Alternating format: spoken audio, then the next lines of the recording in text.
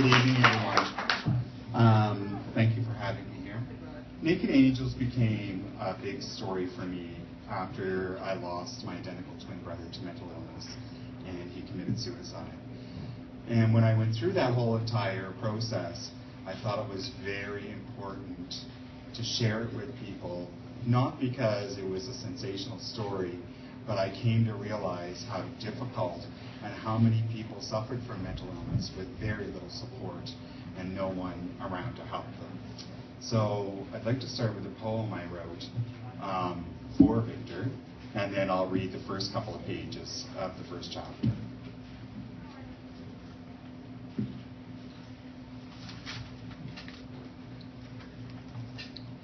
My brother, my twin, linked from conception, to be joined in soul forever, always knowing you to be there, no more. You have searched, found a path, followed it, now you are home. Wandering the familiar halls, at peace, you have the answers, no longer taunted. No longer do you search, gripped from me, I feel empty, half of me gone. Emptiness pervades my existence. I feel a strange peace. It hovers over the void, holding me, soothing me. No one can understand. We walked apart, but we were always together, never far apart. I wrote this poem in October of 1994, 15 years before Victor committed suicide. The poem is a testament to the strength and empathy that exists within the twinship, the love shared within the twin bond, and the silent information that is exchanged therein.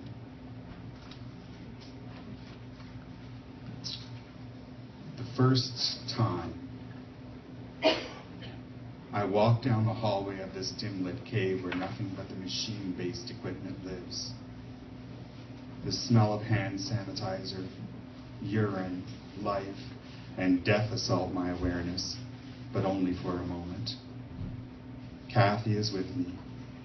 She leads me to the Chesterfield where we both sit down. The nurses, both of whom I know, walk in. They are followed by the doctor. I think it's Dr. Melanson, but I'm not really sure.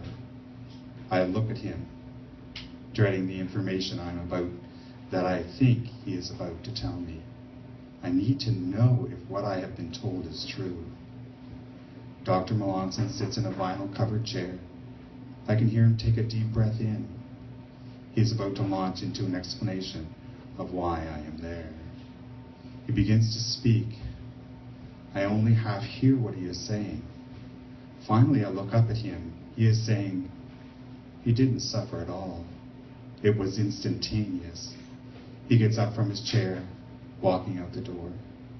One of the nurses is saying, Vince, are you ready? I walk down the hallway leading into a place where carnage and death are expected, the trauma bay. All at once, the scene explodes into my mind. My senses are overwhelmed. I cannot process or understand what I am seeing. My soul, along with my brain, has decided to transport me somewhere so I may be protected from what is really happening. My mind has cleverly decided to rob me of any reasonable amount of emotion. So my eyes register the cop who is standing there. I take in every detail of what he looks like. He is my height, has brown hair, and is attractive with a hot body and an impish smile. My mind is noting any detail so I don't have to think about more than what I see. I don't understand the smile. Then I think, maybe he recognizes my face, or maybe he is so nervous he doesn't know what to do. When I allow myself to glance to the left, I see an uncomfortable blue plastic chair sitting there, empty. This is a chair I know only too well. I don't look at the gurney part there. Instead, I walk over to the chair and sit down. The painful objects are close together. I can reach out and touch them with my hand, and touch But who and what am I touching? Like an android, I am emotionless, having no reaction. I look over at the cop, who avoids my gaze. He seems to have the identification he needs. How does he know I have recognized the body? I haven't said anything out loud. I don't even know if I am who this person is. What does he see that I haven't seen? Somehow he has the needed confirmation. Then I feel an eerie sense of quiet. There is a complete, profound silence. I am surrounded by an opaque light. Looking straight ahead into what seems like darkness, a shape is taking form inside my vision as I look outward. In retrospect, I understand my mind is doing anything possible to avoid what must be done, identifying this anonymous body. Looking back in slow motion to the end of the gurney, there's a blue sheet. I'm glad it's blue. The color strangely relaxes me. I inhale in a gasping kind of way as I realize I've been holding my breath.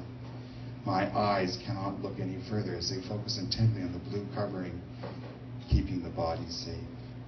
I touch the cotton covering, feeling its smoothness in my hands, which is soothing as well. How strange this seems. I keep rubbing the blue sheet between my fingers until I know I can do this no longer. I am focusing on anything that will prevent me from having to confront and confirm what I must. This seems very strange to me as the cop seems to have figured the situation out and I haven't yet. After what seems like an eternity, I begin the 1,000-mile journey with my eyes upward. I'm going to see what I cannot possibly see. With one huge twist of my head to the left, I am now looking at the top of the gurney. There are dim lights illuminating, showing me what I am refusing to see. Before I look at the stretcher, I search around me to find out what and if anyone else is there. Kathy is sitting beside me, holding my hand with a look of unknown expectation filling her eyes. I can see she is hurting and in pain, but I don't know why. To my left, the nurses are there, crouching with their knees bent. They are holding out their hands to me. I am trying to figure this out when I start to feel myself move inch by inch forward, as this horror is reeling me in, like a hooked fish who cannot escape his fate. I realize I am starting to pass out. I sit up straighter. I look to the end of the bed again. I force myself to breathe and turn once again to the top of the gurney. Looking at the stretcher,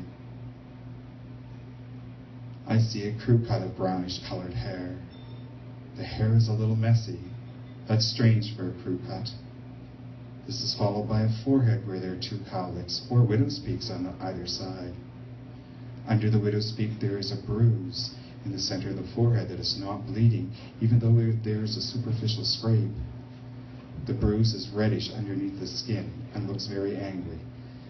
The eyes are closed with long brown lashes laying against the face, and there's a tube sticking out of the left side of the mouth which isn't secured. I have become imprisoned in the sticky cobwebs of this swamp and unsure of the purpose of this reedy tube as the muck sucks me down and refuses to let me go. I notice a small scar on the top of the left side of the lip, which seems somehow familiar. I'm unsure why this should be. The chin is unremarkable, and I stop there. I don't know if I can handle anymore.